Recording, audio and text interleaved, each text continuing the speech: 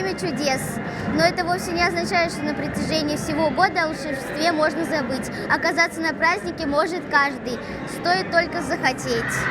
В Башкирском государственном театре оперы и балета вот уже второй год подряд проходит благотворительное мероприятие «Аксаковская елка-2020». На праздник прибыло 288 уфимских ребят с особенностями развития.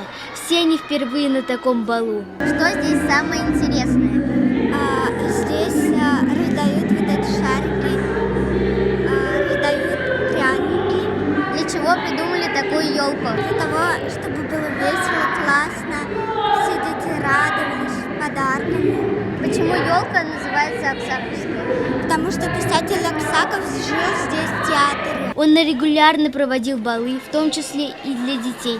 Ведь он был детским писателем. Сказка про аленький цветочек – это одно из его произведений. Кстати, о чудесах. Волшебное действие для ребят начинается уже в холле театра. Тут игры с аниматорами, аквагрим, несколько фотозон и цирковое шоу знаменитого иллюзиониста Макса Брайта. Чтобы сориентироваться во всем этом великолепии, без помощи не обойтись. Что значит быть волонтером здесь?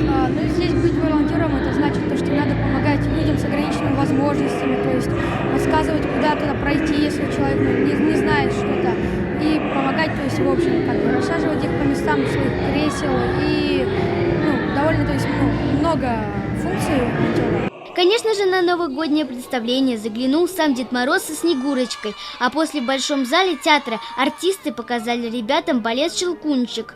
Многие из ребят на балете и вовсе были впервые, но к высокому искусству лучше приобщаться с малых лет. Традиции таких благотворительных елок в Уфе зародились еще 100 лет назад. Придумал ее Аксаков. И спустя век решили, что подобные праздники нужно возобновить. Алла Ахмадеева, Нурислам Хайбиров. Специально для Горы новостей.